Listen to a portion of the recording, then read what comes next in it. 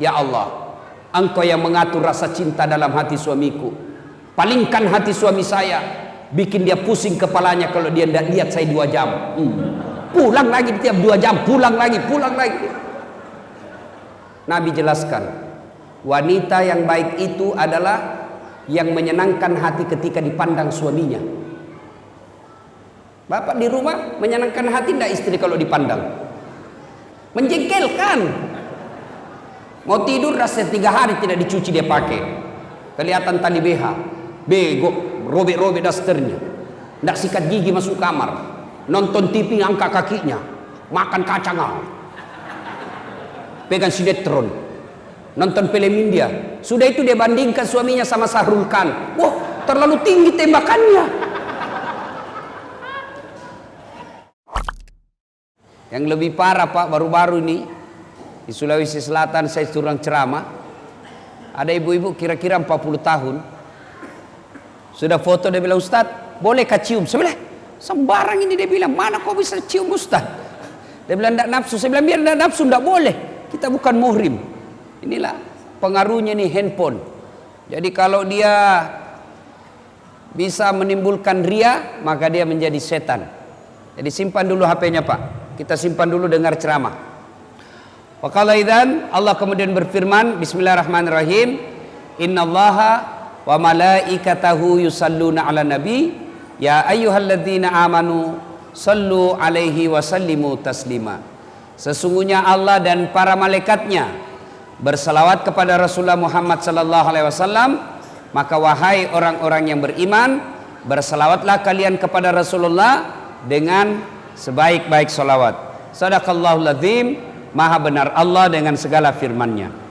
Ibu bapak, saudara-saudara sekalian yang saya hormati, pada taklim kita kali ini saya akan memberikan oleh-oleh untuk kita amalkan dalam kehidupan sehari-hari. Karena kadangkala ada orang pulang pengajian tidak ada oleh-olehnya kecuali kue. Sudah saya biasa lihat itu pengajian, pulang ditanya, bagaimana pengajiannya? Alhamdulillah, hebat. Bagaimana ceramahnya? Jago memang itu Ustadz. Apa dia bilang? Saya sudah lupa. Ya. Bahkan ada sekarang pulang pengajian, dia menjadi juri Pak. Pulang pengajian membanding-bandingkan saja Ustadz. Wah, itu kalau Ustadz itu yang ceramah hebat, tapi kalau ini yang satu bikin ngantuk.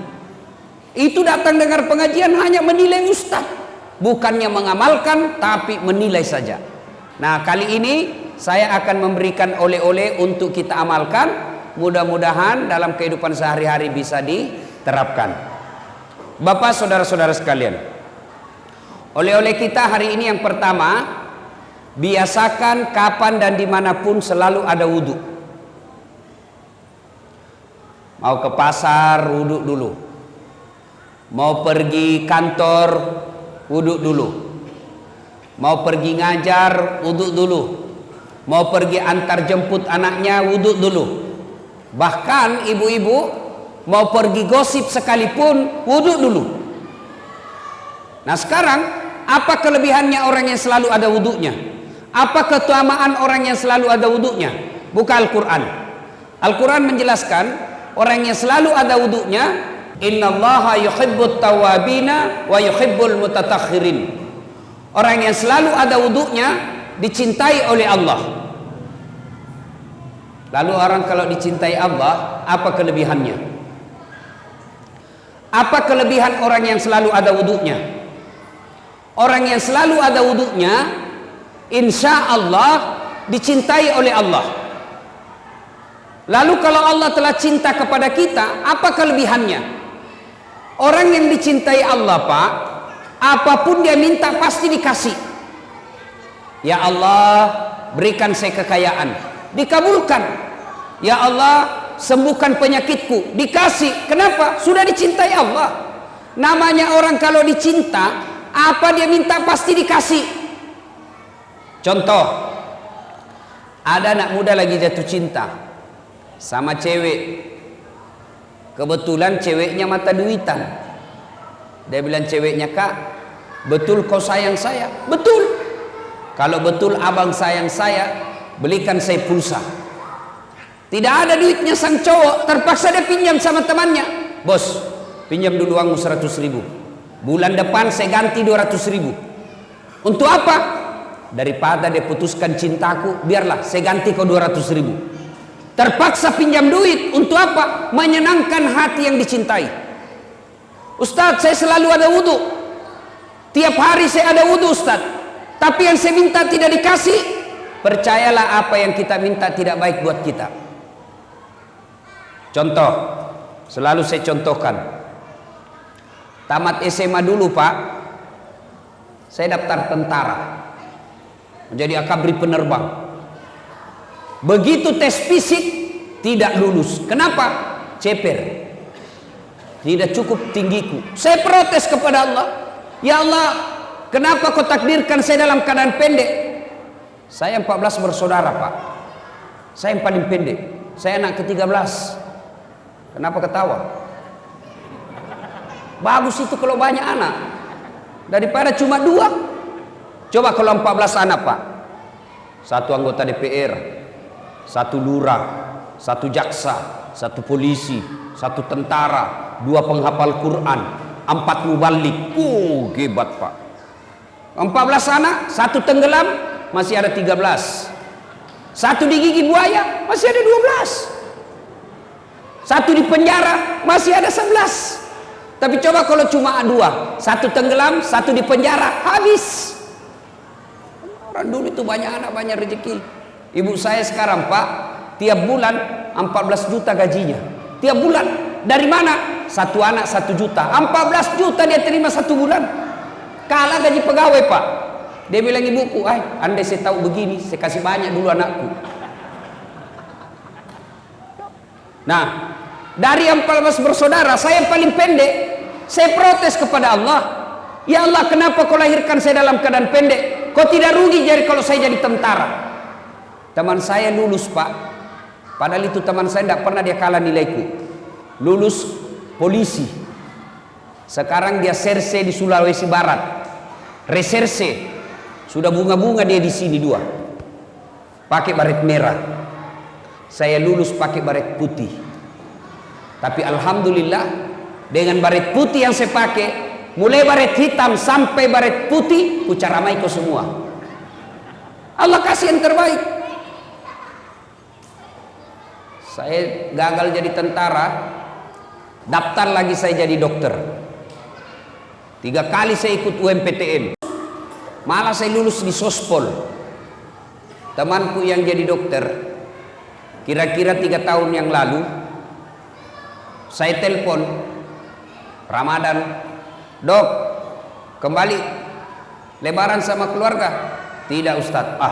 Rugi-rugi tuh cari uang, gak kumpul lebaran sama keluarga. Apa dia bilang? Mahal, Ustadz. Untuk sampai ke kampung 16 juta tiket.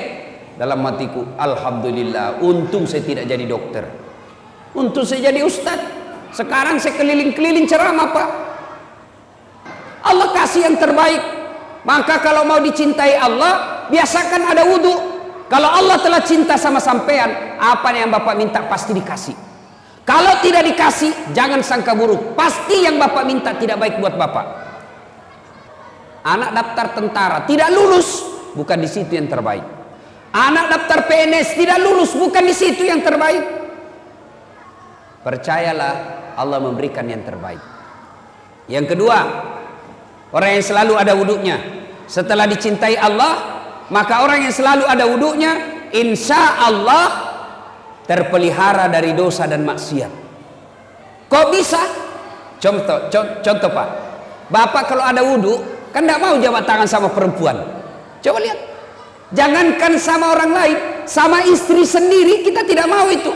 Sudah wudhu, ada istri, aja, kajenekku, jangan, ada wudhuku, padahal dengan istri, apalagi dengan orang lain. Kalau ada wudhu, terpelihara dari dosa, maka mulai besok, Pak, amalkan itu, kemana-mana ada wudhu. Saya rasakan waktu saya sekolah kuliah, kalau saya naik angkot, tidak mau saya duduk dekat sama cewek. Cewek di sini, saya di sini. Terpaksa duduk dekat cewek, karena pintu yang kosong kita mau ujian. Oke, duduk sama cewek, tapi saya waspada. Saya selalu waspada, Pak. Tiba-tiba sopirnya mendadak, saya pegang itu besi. Tahan. Kenapa? Saya ada wudhu. Tapi kalau tidak ada wudhuku Pak, belum direm, saya nyasar duluan. Coba. Jadi orang yang selalu ada wudhunya, insya Allah terpelihara dari dosa dan maksiat. Yang ketiga, orang yang selalu ada wudhunya, insya Allah terhindar dari kekafiran ketika wafat. Kok bisa? Ajal kita tidak tahu kapan menjemput. Ajal kita tidak tahu kapan datangnya. Tapi kalau ada wudhu, ajal menjemput, kita dalam keadaan suci. Sebelum saya lanjut ini Pak, ini bapak-bapak yang bawa anak. Bedanya bapak saya dulu waktu saya kecil Pak, saya ini tidak pernah mondok Pak, tidak pernah mondok.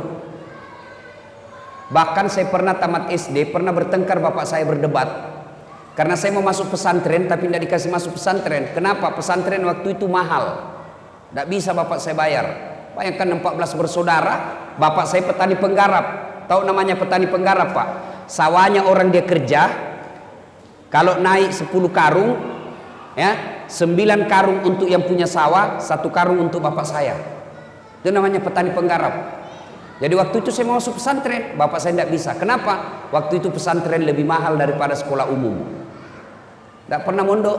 Tapi bagaimana bapak saya kalau dia bawa saya ke masjid? Sudah kok, duduk kamu di sini, dengar itu ustaz ceramah. Maka saya dah tahu agama melalui masjid. Coba bapak-bapak bawa anaknya berkeliaran di sana. Itu bedanya kita orang Kristen Pak. Itu orang Kristen kalau dia bawa anaknya ke masjid, dia ke gereja, dikasih duduk di sampingnya itu. Duduk kok, dengar pendetamu. Coba lihat anak-anak Nasrani kalau dia ke pendeta, ke gerejanya. Duduk samping. Kalau kita duduk dengar ceramah, anaknya kopi main. Siapa anak itu? Tidak ada yang mau akui itu. Coba. Siapa anak? Tidak ada yang mau ngakui. Mestinya duduk di samping kita, dengar. Masa kalau ulang tahun anak kita mampu kita kasih hadiah, dengar ceramah kita tidak kasih hadiah. Nah, Bapak saudara-saudara sekalian, nah, kita tidak tahu ajal kapan menjemput. Tapi ketika ada wudhu, kita keluar rumah tiba-tiba ajal menjemput. Di perjalanan kita ajal, di kantor ajal, ada wudhunya. Subhanallah, kita mati dalam keadaan suci, menjemput, menghadap kepada Allah. Kita dalam keadaan suci karena ada wudhu. Yang keempat, keutamaan orang yang selalu ada wudhunya. Menurut Al-Quran, simahum fi wujuhihim min asaris sujud. Di muka mereka nanti di akhirat ada bekas sujud. Apa bekas sujud? Kata Nabi, mukanya bercahaya karena wudhunya. Dijelaskan dalam kitab, umat Islam nanti menghadap Qadir Rabbul Jalil, dia tidak perlu mengaku ya Muhammad saya umatmu, tapi tanda-tandanya bercahaya wajahnya. Nanti umat Islam Pak mengeluarkan cahaya wajahnya, sehingga ketika menghadap Allah tidak perlu lagi kita mengaku ya Muhammad saya umatmu, tapi otomatis ketahuan karena wajahnya berseri-seri akibat wudhu. Maka oleh-oleh kita yang pertama, biasakan ada wudhu. Ibu-ibu ini biasanya kalau ada pengantin banyak perempuan tidak sholat. Kenapa? Gara-gara make up.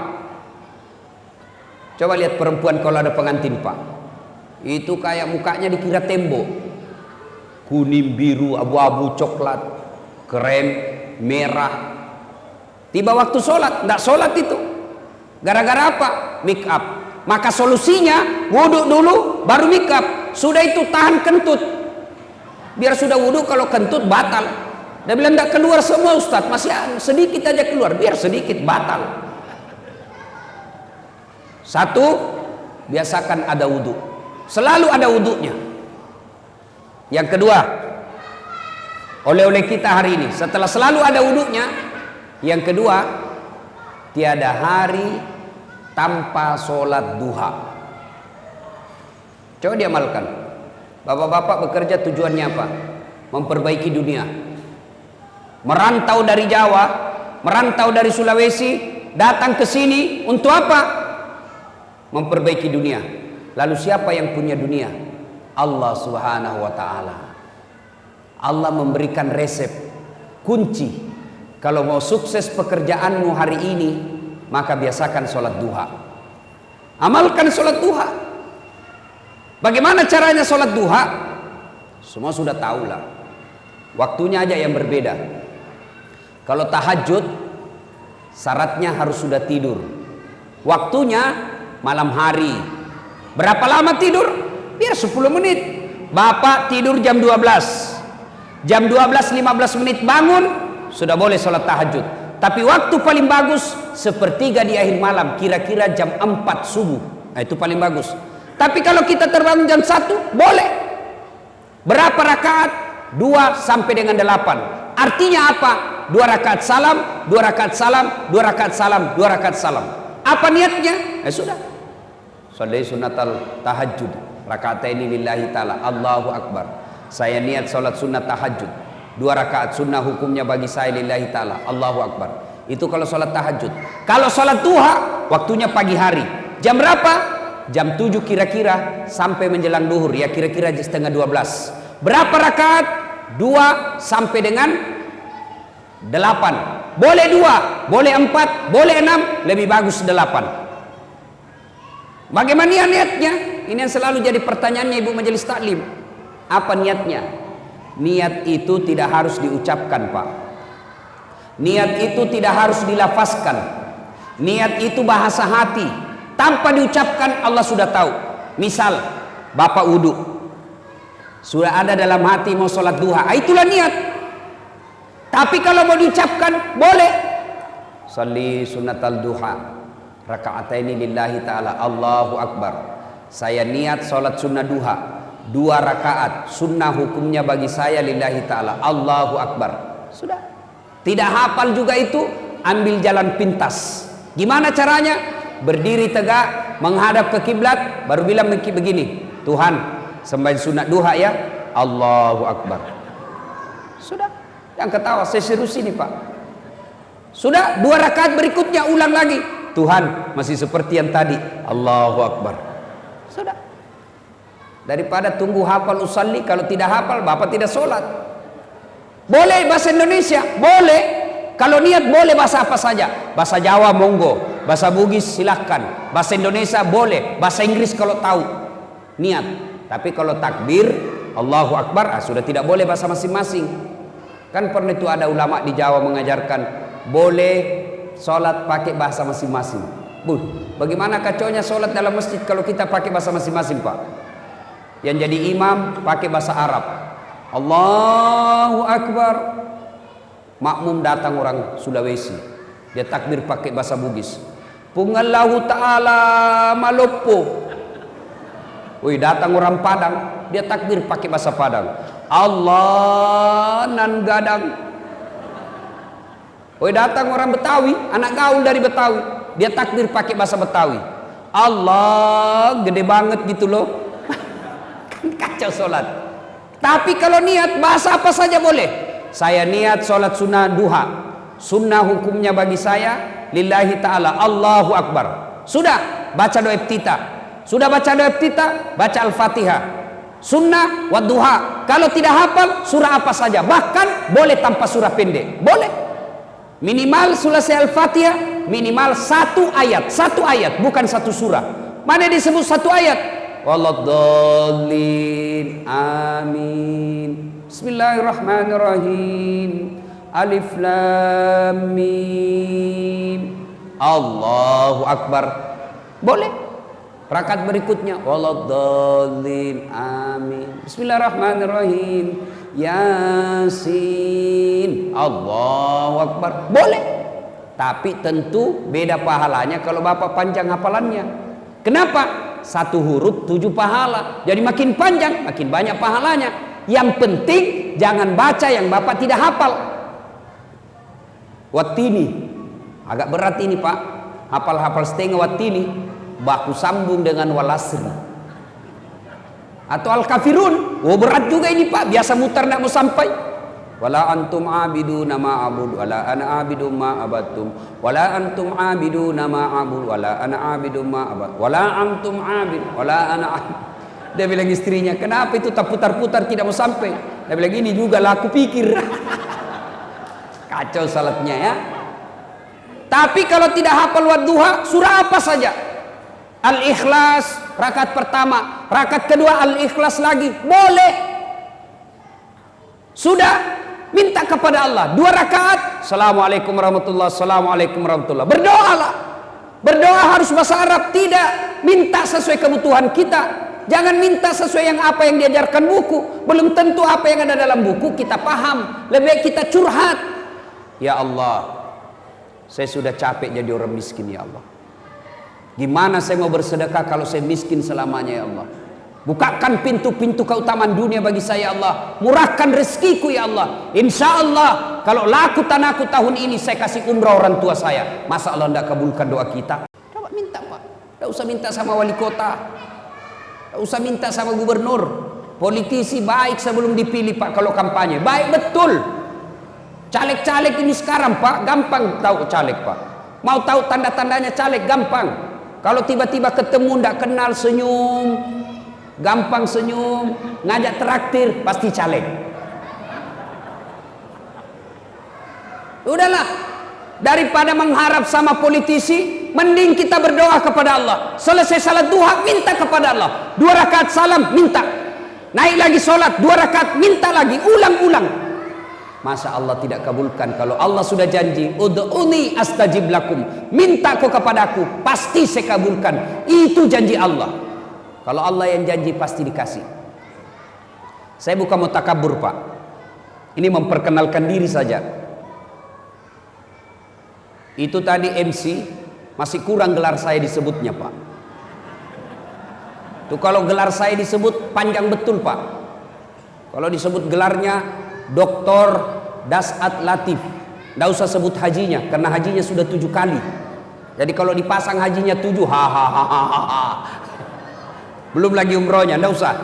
Doktor Dasat Latif, SOS, sarjana sosial, SAG, sarjana agama, MSI, Master Science, PhD, Philosophy of Doctor. 2 doktornya Pak, 2 sarjananya. Kok bisa? Sholat duha rumusnya. Dulu waktu saya sekolah Pak, SMA dan kuliah, kalau bunyi bel,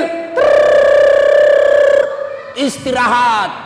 Kawan-kawan saya lari ke kantin, saya masuk ke musola. Saya berdoa kepada Allah, ya Allah, saya terima nasibku orang miskin, saya terima nasibku orang kampung, tapi jangan pula engkau miskinkan ilmuku. Jadikan diri hamba sebagai pusat ilmu pengetahuan. Jadikan diri hamba kebanggaan buat orang tua saya. Murahkan rezekiku dalam menuntut ilmu ya Allah. Sudah saya berdoa 2 rakaat saja, 2 rakaat 5 menit, berdoa 3 menit, paling 8 menit, masih ada waktu 22 menit. Selesai sholat, selesai berdoa, baru saya ke kantin kalau ada uang. Kalau tidak ada uang, cari anak orang kaya yang beleng-beleng. Beleng-beleng itu kalau di Makassar dongo.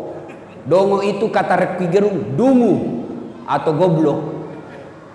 Karena anak-anak orang kaya rata-rata beleng-beleng. Dan saat ada PR, ada. Kerjakan dulu, gampang. Tapi belikan saya kue, barter. Sholat duha. Biasakan sholat duha. Kecil buat Allah kasih kita dunia. Apa susahnya Allah? Kasih dunia, sholat diperbaiki. Minta kepada Allah. Pak, saya pernah rasakan jadi cleaning service.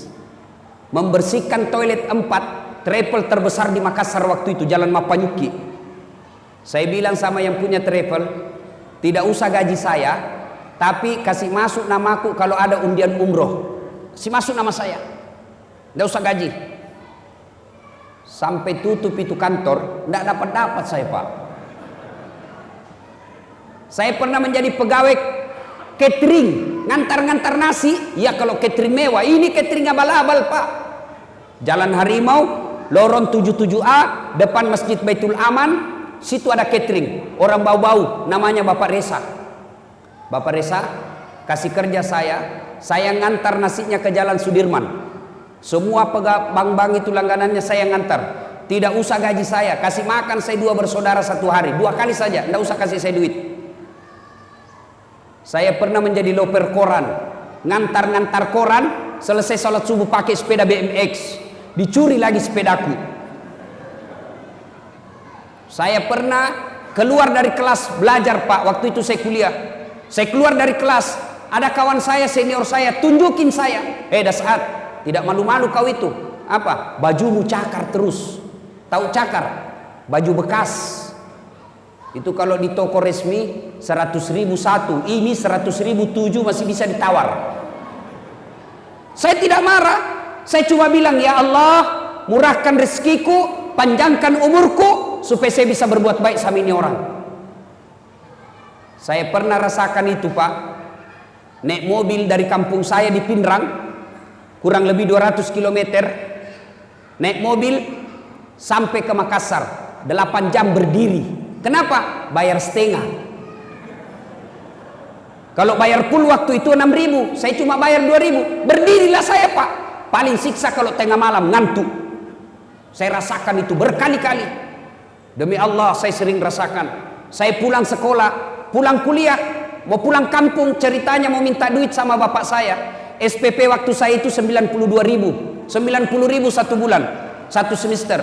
Saya pulang kampung, begitu saya buka tutup nasi, nasinya saja mamaku dia cuma campur apa Pak? Garam, kasih minyak kelapa dengan kelapa muda, di gabung-gabung itu garam, minyak kelapa dengan minyak dengan kelapa muda dicampur dengan nasi baru dimakan. Saya bilang sama adekku, enggak usah kau minta uang pembayaran. Kalau kau minta, bapak berpikir ibu stres, belum tentu ada uangnya. Lebih baik kita senangkan perasaannya. Kenapa kau das? Tidak ji Pak, datang-datang saja. Padahal saya mau minta pembayaran, tidak jadi, saya pulang. Saya sering rasakan jalan kaki, tapi biiznillah, dengan izin Allah, tidak pernah lepas salat duha aku Pak. Saya pegang betul itu namanya salat duha untuk pintu dunia. Alhamdulillah. Kalau dulu saya menjadi pegawai catering, pegawai cleaning service supaya bisa umroh, alhamdulillah sekarang saya punya travel sendiri. Saya bisa umroh kapan saja saya mau. Bahkan mengumrohkan orang. Dengan izin Allah, kalau dulu saya jalan kaki, alhamdulillah saya sudah punya mobil beberapa unit. Bahkan yang saya pakai sekarang Pak, belum cukup 5 di Makassar mobil seperti itu. Dengan izin Allah. Gimana rumusnya Ustaz? Sholat duha. Jadi bapak kalau mau baik anaknya, suruh sholat duha, pelihara dengan baik. Ibu-ibu, mau bantu suami cari nafkah? Mau ibu? Mau? Ibu ndak usah dagang kiri kanan, nanti difitnah orang. Wih, begitu suaminya pergi, dia pergi juga. Gimana caranya? Tinggal sholat duha di rumah. Suami pergi, ibu sholat duha 8 rakaat saja, paling lama setengah jam. Kadang-kadang ada juga 2 rakaat cuma 1 menit. Allahu Akbar, Allahu Akbar, Allahu Akbar, Assalamualaikum. Amin. Sudah. Saya tanya, kenapa cepat sekali sholat duhamu? Saya sudah hafal Ustaz. Kalau soal hafal, kau bilang saja begini, Allahu Akbar, Tuhan, bacaannya sama kemarin, Assalamualaikum warahmatullahi. Sudah begitu saja. Sholat duha ibu, selesai sholat duha, ibu menghadap kepada Allah. Salawat dulu supaya cepat doanya diijabah Allah. Ya Nabi salam alaika, ya Rasul salam, salam alaika. Sambil ibu bayangkan suami cari nafkah, dorong-dorong gerobak, sambil ibu bayangkan jual-jual bensin suaminya, sambil ibu bayangkan lagi di sawah, sambil ibu bayangkan lagi di pasar suaminya cari nafkah, ibu salawat mengharapkan ridha Allah. Ya Nabi salam alaika, ya Rasul salam, salam alaika, ya Habib salam alaika, salawatullah alaika. Ini kalau saya di Sulawesi salawat begini semua jamaah ikut. Di sini dia lihat saya, bingung juga saya ini. Dia kira saya barangkali nyanyi. Ya Nabi salam, ya Rasul salam, salam alaika, ya Habib salam alaika, salawatullah alaika. juga sudah saya dengar, tidak dia hafal, dia cuma sudah bagus lah itu. Pak, Ibu, sudah sholat duha, selawat, minta kepada Allah. Tidak harus bahasa Inggris, tidak harus bahasa Bugis, tidak harus bahasa Arab. Bahasa apa? Bahasa ibu. Apa bahasa ibu? Bahasa sehari-hari kita. Bahkan boleh berdoa pakai bahasa isyarat. Bahkan paling ringkas boleh berdoa begini, ya Allah, Engkau sudah tahu apa yang ku mau, kabulkan ya Allah. Selesai. Paling ringkas itu. Puang, musen niaga melo alenda. Paling gampang itu. Ya Allah, kasih saya yang saya mau ya Allah. Saya tidak tahu menyusun kata-kata ya Allah, tapi Engkau tahu apa yang ku mau, kabulkan cepat ya Allah. Selesai. Daripada bahasa Arab tidak ditahu artinya, bingung malaikat. Amin ya. Dia bilang, malaikat apa maksudnya ini ibu? Mau minta rezeki, dia disuruh kawin lagi suaminya. Silakan minta kepada Allah. Doa selesai sholat duha, dengar baik-baik ibu. Bahasa Indonesia. Ya Allah, jika rezeki suami saya masih di atas langit, turunkan. Jika masih dalam tanah, munculkan. Jika masih jauh, dekatkan. Jika masih sedikit, cukupkan. Dan yang lebih penting ya Allah, berkahkan. Coba. Selesai sholat duha, selesai berdoa, SMS suaminya. Pak, jangan menghalalkan segala cara. Jangan putus asa. Baru saja Bapak saya doakan dalam sholat duhaku. Insya Allah Bapak dapat rezeki hari ini. Masya Allah. Kita sebagai suami, Bu, dengar baik-baik Bu. Ini rahasia laki-laki. Dengar baik-baik Bu, jangan kasih tahu yang tidak datang pengajian. Rahasia laki-laki, rahasia suami, itu kalau dapat SMS doa seperti itu, dia kasih lihat semua temannya. Saya kalau dapat SMS begitu, saya kasih lihat semua temanku, istri yang soleha. Coba lihat bagaimana kita mau poligami kalau istri baik begini. Iya Pak Tok? Iya. Bapak pernah di SMS begitu? Ibu-ibu pernah SMS suaminya begitu? Pernah? Paling SMS-nya, Pak, jangan lupa singgah beli beras. Pak, jangan lupa singgah beli telur. Padahal tentara suaminya singgah beli telur. SMS lah suaminya sekali-kali dengan doa. Bagaimana suami tidak mau cari ganti kalau ibu tidak pernah sholat duha? Suami tiba-tiba ada berita, Bu, SMS temannya ibu, Bu, saya lihat suaminya bonceng cewek, gelisah. Maka istri yang baik, dia bangun atau dia sholat duha, sholat hajat, minta pertolongan kepada Allah. Ya Allah, Engkau yang mengatur rasa cinta dalam hati suamiku. Palingkan hati suami saya, bikin dia pusing kepalanya kalau dia tidak lihat saya 2 jam. Pulang lagi tiap 2 jam, pulang lagi. Ya ibu, sholat duha. Pak, punya anak SMA, SMP, ajari sholat duha. Bapak harus tahu jam berapa istirahatnya. Istirahat anak, telepon dia Pak.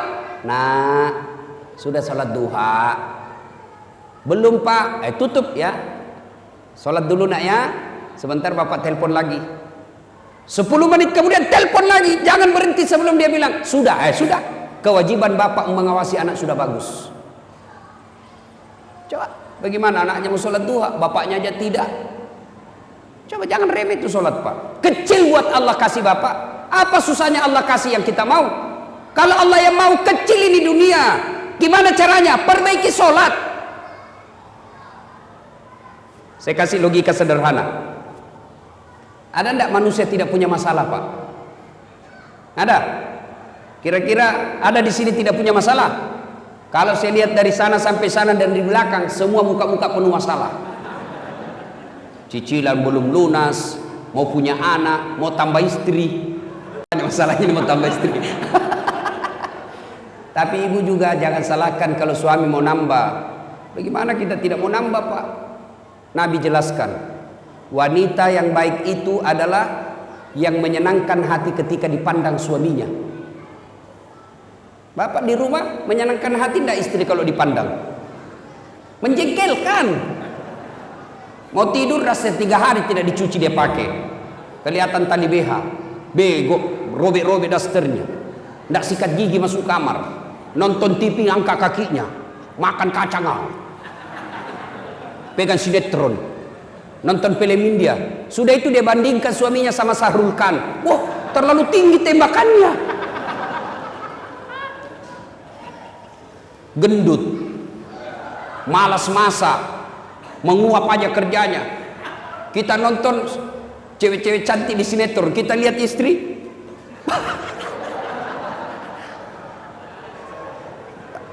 dia ngangkat keteknya Pak sambil menguap. Bagaimana suami tidak tekanan batin? Bu, lain kali kita bahas bagaimana menjadi istri yang soleha. Nah ibu bapak saudara-saudara sekalian, ada enggak rumah tangga tidak ada masalahnya? Ada? Jangankan kita Pak, Nabi ada masalah dalam rumah tangga. Saya kasih contoh. Pak, istri cantik, kira-kira istri cantik masalah apa bukan? Masalah Pak. Kenapa? Digoda orang. Apalagi kalau suaminya jelek. Wow, lebih masalah lagi itu Pak. Berarti bagus kalau suami jelek, istri jelek Pak. Istri cantik masalah. Berarti bagus kalau istri jelek. Istri jelek dihina orang Pak. Kita lagi yang malu jalan sama dia. Duluan aja Bu, saya menyusul. Kenapa? Jelek. Istri cantik masalah, istri jelek masalah. Berarti bagus kalau tidak ada istri. Lebih masalah lagi Pak. Berarti bagus kalau banyak istri. Wow, lebih masalah. Ditelepon kita sama tetangga, Pak, ada istrimu di sini, istri pertama sama istri kedua baku tarik rambut di pasar. Itu masalah. Ada istri masalah, tidak ada istri masalah, jelek istri masalah, cantik istri masalah. Semua masalah Pak. Ini adik-adik mahasiswa, bapak-bapak yang sudah kerja. Waktu kuliah apa masalahnya? Kira-kira waktu kuliah apa masalahnya? Mau jadi sarjana. Sudah sarjana selesai masalahnya? Belum. Mau dapat kerja pegawai, sudah jadi pegawai selesai masalahnya? Belum. Muncul masalah baru, mau kepala bagian. Sudah jadi kepala bagian selesai masalahnya? Tidak. Mau jadi kepala dinas. Sudah kepala dinas selesai masalahnya? Belum. Muncul masalah baru, mau jadi sekda. Sudah jadi sekda selesai masalahnya? Tidak. Mau jadi bupati. Sudah jadi bupati selesai masalahnya? Tidak. 2 periode dong. Ayo. Sudah 2 periode selesai masalahnya? Belum. Mau jadi gubernur. Dulu apa masalahnya? Mau punya mobil. Sudah punya mobil selesai masalahnya? Tidak. Cicilannya kasih pusing. Sudah lunas selesai masalahnya? Tidak. Jelek lagi dilihat mobilnya. Tidak ada orang tidak ada masalahnya Pak. Ustadz tidak ada masalahnya? Banyak masalahnya Pak. Kadang-kadang ditipu, kadang-kadang diundang seada-adanya. Diundang pakai motor tua. Saya pernah diundang jemput pakai Vespa tua Pak. Ribut sekali. Tung tung tung tung tung tung tung. Saya bilang, hehehe, kasih mati itu motormu, kau ganggu komplek. Dia bilang kalau dikasih mati Ustaz tidak mau menyala. Motor tua Pak. Buru-buru Ustaz, naiklah saya. Tak, kipas-kipas saya punya sarung. Dia paksa jalan motornya, motor tua Vespa. Dalam hati saya mati betul mesinnya. Pas mati, dia berdiri baru dia bilang, minta maaf Ustaz, tolong dulu dorong. Itu masalah Pak. Ustaz masalah, pegawai negeri masalah, tentara masalah, semua orang ada masalah. Nabi pun ada masalahnya. Dalam rumah tangga beliau pernah kelaparan 3 hari sehingga Hasan Hussein pucat. Lama tidak makan, cuma minum. Coba, dalam rumah tangga romantis, Nabi pernah difitnah Aisyah selingkuh. Dalam rumah tangga kekeluargaan, beliau Rasulullah diusir oleh pamannya, pindah dari Mekah ke Madinah. Siapa yang usir? Abu Lahab dengan Abu Sufyan, sepupu satu kalinya Nabi. Coba, semua ada masalah Pak, apalagi kita. Berarti masalah itu bukan masalahnya. Masalah kita bukan masalah itu, tapi masalah kita adalah bagaimana cara mengatasi masalah. Itu yang jadi masalah. Bagaimana cara mengatasi masalah. mengatasi masalah tanpa masalah. Oh, tahu juga orang Pegadaian di sini ya. Nabi ada masalahnya, beliau bagaimana solusinya? Ambil wudhu, sholat hajat 2 rakaat, ngadu kepada Allah. Itu Nabi ada masalah, beliau wudhu, ngadu kepada Allah. Kalau kita ada masalah, ambil Facebook, update status, teganian kau, rindu sama suaminya, di mana di kau? Mau malam, update status, kesepian banget, disleding sama temannya, boleh juga tuh diganti. Selingkuh berawal dari Facebook. Ini kita ini kan selalu berdoa, Pak. Manusia akhir zaman rajin berdoa. Berdoanya di mana? Di status. Sibuknya itu Tuhan mau baca statusmu. Mengadu kepada Allah. Salat duha, salat hajat, minta kepada Allah. Kalau Allah yang kabulkan, kecil. Dua bapak saya tanya, ada yang pernah tidur di sini 24 jam tidak pernah bangun-bangun? Ada? Ada enggak yang pernah tidur di sini Pak 2 hari tidak pernah bangun-bangun? Ada? Kecuali pingsan atau koma. Tidak masuk akal. Tapi kalau Allah yang mau, ada manusia yang tidur bukan 2 hari, bukan 1 bulan, bukan 1 tahun, bukan 100 tahun. Berapa? 309 tidur tidak pernah bangun-bangun. Ashabul Kahfi, buka Quran. Tidak masuk akal, tapi kalau Allah mau, jadi. Sini saya tanya, ada tidak manusia bisa hidup kalau dibakar api yang sangat besar? Kira-kira bisa? Bisa tidak? Tidak mungkin, pasti mati kalau dibakar api. Tapi kalau Allah yang mau, Ibrahim alaihissalam dibakar dalam api yang sangat besar, keluar kedinginan. Kalau Allah mau. Tidak percaya, buka surah Al-Anbiya. Apalagi? Pak, perempuan tidak pernah disentuh laki-laki, bisa hamil tidak? Perempuan tidak pernah disentuh laki-laki, bisa hamil? Tidak mungkin, kata ilmu kedokteran. Tapi kalau Allah yang mau, Siti Maryam, wanita suci, tidak pernah disentuh laki-laki, lahir Isa alaihissalam. Coba kalau Allah mau. Cuma sekarang banyak mau saingan Siti Maryam, hamil tidak ada suaminya, beleng-beleng. Kalau Allah yang mau, tidak ada mustahil. Maka Allah cuma minta ista'inu bis-sabri was-salah. Perbaiki sholat. Ada sakit asam urat di sini? Ada? Prostat, kolesterol, gula, kecil buat Allah, kecil. Kecil buat Allah sembuhkan itu. Gimana caranya? Jangan ke dokter dulu, ngadu dulu kepada Allah dalam sholat tahajud, baru ke dokter. Memangnya dokter yang sembuhkan kita? Bukan dokter yang sembuhkan. Siapa yang sembuhkan? Allah. Kalau dokter yang sembuhkan, mestinya tidak ada dokter yang sakit. Tapi buktinya mantan Menteri Kesehatan Republik Indonesia meninggal gara-gara penyakit. Menteri Kesehatan, Pak, mestinya tidak sakit meninggalnya. Sakit, Pak. Kalau Allah mau, coba. Dan sampai detik ini, mohon maaf kalau ada dokter di sini, sampai detik ini saya belum pernah dokter yang hebat, ketemu dokter yang hebat. Kenapa? Begitu saya ke dokter, saya juga yang kasih tahu penyakitku. Iya toh? Assalamualaikum dok. Waalaikumsalam. Kenapa Ustaz? Mas Ustaz, kenapa Ki Ustaz? Ini tidak enak, serasa perutku menceret-menceret. Kenapa bisa? Dalam hatiku, urusanmu ke dokter kok. Tapi kan tidak. Dia tanya berapa berat badan, berapa umur. Kenapa?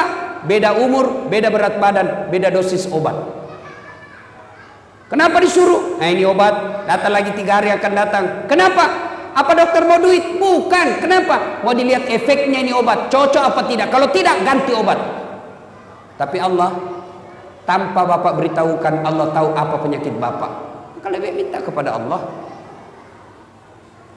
Nah, kalau urusan dunia, adik-adik, kecil ini dunia. Kecil buat Allah kasih kamu insinyur, kecil buat Allah kasih mobil, kecil buat Allah lunasin utang. Caranya apa? Ngadu kepada Allah, sholat diperbaiki. Gimana mau baik dunia kita? Kita anggap renteng itu sholat. Tak mungkin.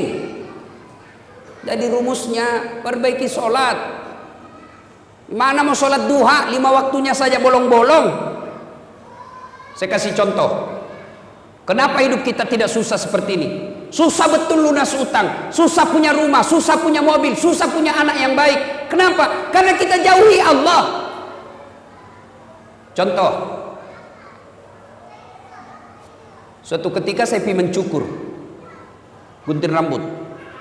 Yang cukur saya antara laki-laki dengan perempuan. Tahu kan makhluk seperti ini? Calabai. Saya bilang wandu, wanita doraka.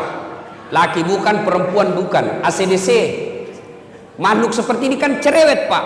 Waktu dia cukur saya cerewet betul. Semua dia komentar. Saya diam-diam saja dengar. Nanti saya tersinggung waktu dia bilang, Ustadz, saya tidak percaya Tuhan Maha Pengasih. Langsung saya pukul tangannya. Hah? Sembarang dia bilang ini bencong. Kenapa bilang begitu?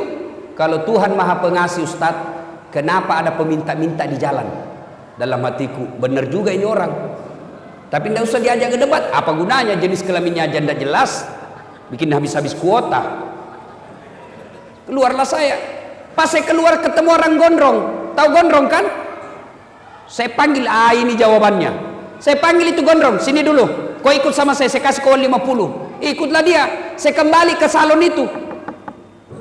Assalamualaikum. Waalaikumsalam. Kenapa lagi Ustaz? Sini dulu, Deng. Saya tidak percaya ada tukang cukur di sini. Sembarang Ustaz bilang, itu barusan kait syukur kau. Saya tidak percaya ada tukang cukur. Kalau ada tukang cukur di sini, kenapa ada di gondrong? Begitulah kita, Pak.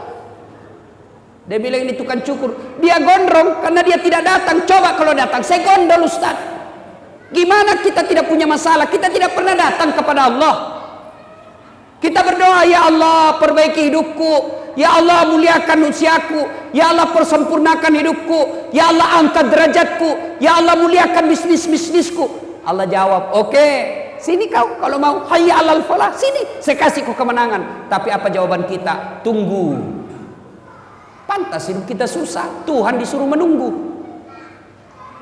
Makanya Bapak perbaiki sholat, biar dia tidak insinyur. Kalau baik sholatnya aman dunianya, Pak.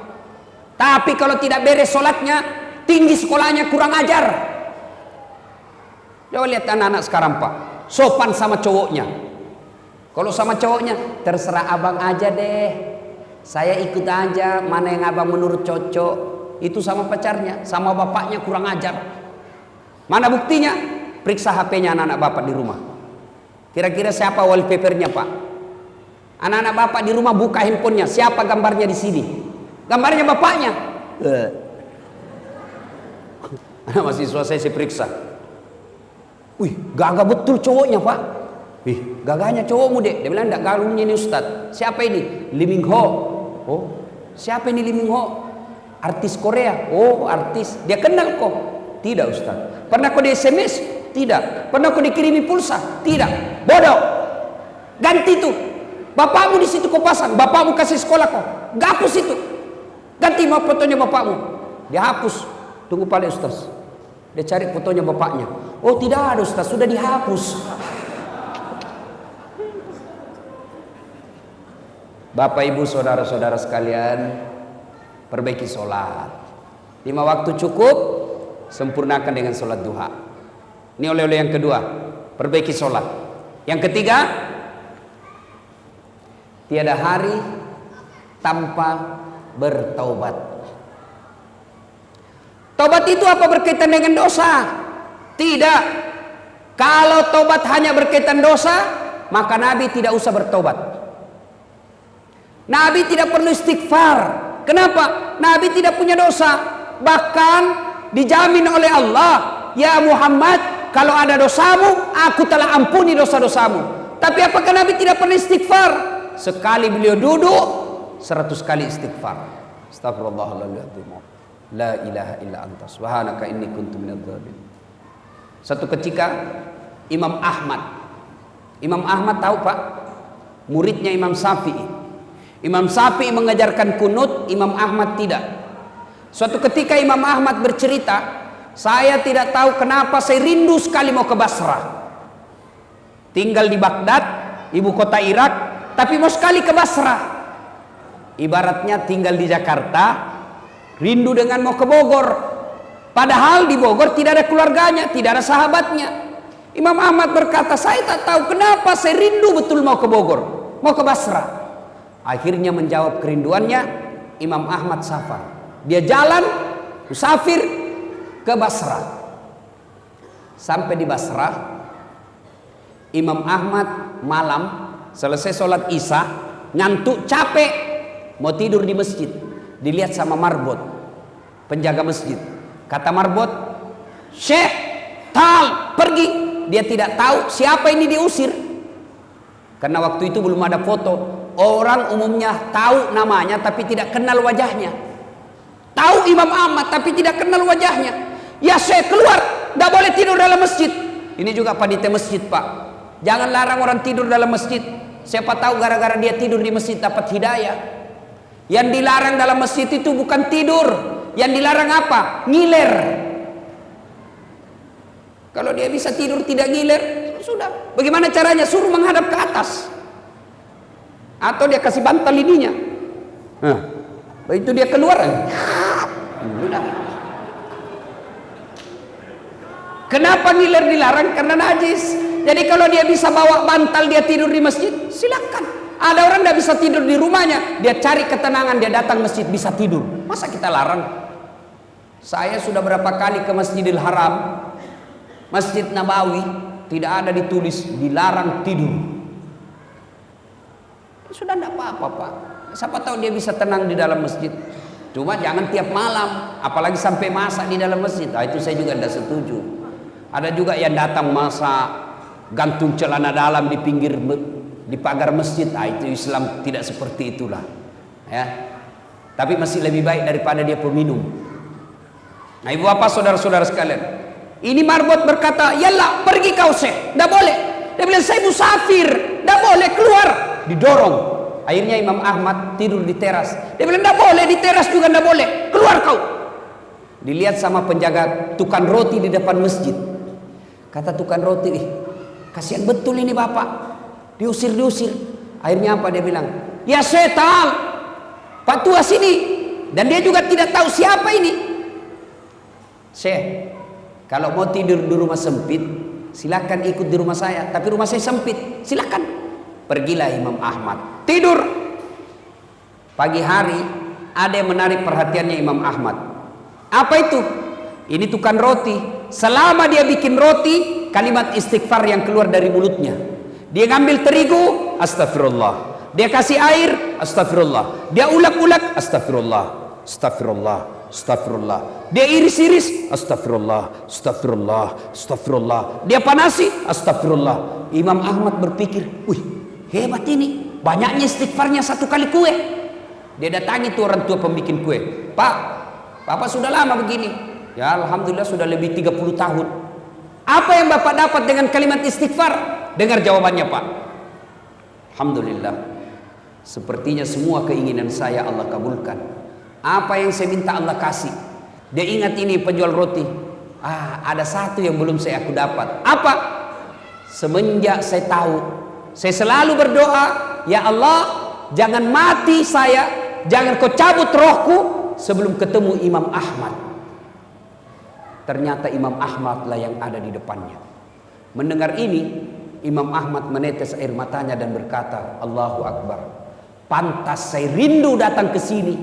Saya jalan kaki datang ke sini, didorong-dorong keluar ke masjid. Ternyata untuk menjawab doamu yang ingin ketemu dengan Imam Ahmad, kabibat dengan istighfar." Maka Bapak, kalau ada sudah 2 tahun berdoa tidak dikabulkan, maka sebelum berdoa banyak-banyak istighfar. Astaghfirullah Rabbal baraya, astaghfirullah minal khataya. Coba ibu-ibu, kalau suaminya marah, mama, astaghfirullah Rabbal. Naik suaranya suami, astaghfirullah. Oh, itu yang siapa? Bapak juga kalau istri sudah istighfar, mestinya bapak kuling daun. Tambah kurang ajar. Wah, itu bapak kesurupan namanya itu. Coba istighfar, Pak. Salah satu senjata melawan setan, kalimat istighfar. Nabi pernah dialog dengan iblis. Iblis, kalimat apa yang paling kau takuti di antara kami? Nabi bertanya, apa yang paling kau takuti di antara kami? Iblis menjawab, kalimat istighfar. Kenapa? Setengah mati aku suruh kau berdosa, setengah mati ku kumpul dosamu, ternyata dengan kalimat istighfar habis lagi. Maka Bapak biasakan itu sambil duduk istighfar. Astagfirullah, astagfirullah, astagfirullah, astagfirullah. Ibu-ibu sambil nunggu anaknya jemput sekolah, duduk sambil istighfar. Insyaallah istighfar menghapus dosa, mempercepat dikabulkannya doa. Ibu bapak saudara-saudara sekalian, banyak hal yang ingin kita sampaikan, tapi waktu yang terbatas. Inilah tausiah kita ulang. Oleh-oleh kita hari ini, biasakan kapan dan dimanapun selalu ada wudhu. Yang kedua, tiada hari tanpa sholat duha. Sempurnakan sholat 5 waktu, lengkapi dengan sholat-sholat sunnah. Dan yang ketiga, tiada hari tanpa istighfar atau bertobat. Mudah-mudahan mampu kita amalkan ini. Kalau 3 hal ini kita amalkan, janji Allah, maqamam mahmuda, saya angkat derajatmu, derajat di dunia, insya Allah derajat di akhirat kelak. Ibu bapak saudara-saudara sekalian, inilah tausiah kita, mudah-mudahan ada manfaat. Lebih dan kurang